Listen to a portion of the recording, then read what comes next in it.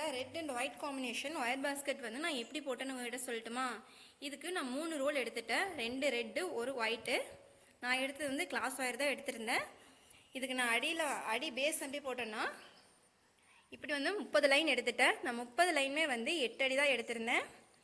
இந்த சைடில் வந்து 15 லைன் போட்டிருந்தேன். பேஸ் ஃபுல்லாகவே நான் ரெட்டு தான் எடுத்திருந்தேன். மேலே ரன்னிங் ஒயர் மட்டும்தான் ஒயிட் எடுத்திருந்தேன். இதுக்கு வந்து எனக்கு 2 ரெட்டு பிடிச்சிருந்தது.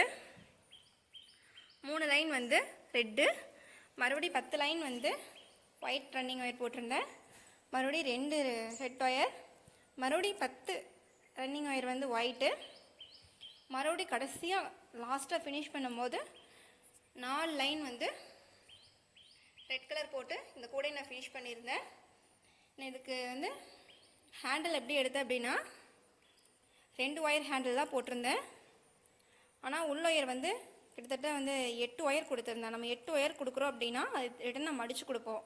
மடித்து கொடுக்கும்போது 16 ஒயர் வரும். 16 ஒயர் வந்துச்சு அப்படின்னாத்த இந்த 3 ரோல் பேஸ்கெட்டுங்காட்டிக்கு ஓரளவுக்கு தாங்க. இன்னுமே நீ ஒயர் கொடுக்குறனால கொடுக்கலாம்.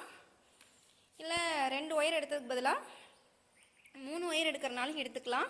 3, 4, 5 அப்படின்னு. நான் ரொம்ப சிம்பிளாக தான் இது போட்டிருந்தேன். இங்கே பாருங்கள் எவ்வளோ ஸ்ட்ராங்காக இருக்குன்னு. இந்த ஒயர் பேஸ்கெட் பிடிச்சிருந்தது அப்படின்னா லைக் கொடுங்க. உங்களுக்கு இன்னும் 1 ரோல் பேஸ்கெட் இல்லைனா 2 ரோல் பேஸ்கெட் இல்லைனா ஹாஃப் ரோல் பேஸ்கெட் எந்த மாதிரி வேணும்னு சொல்லி கமெண்ட் பண்ணுங்கள். கண்டிப்பாக அந்த மாதிரி வீடியோஸ் நான் அப்லோடு பண்ணுறேன்.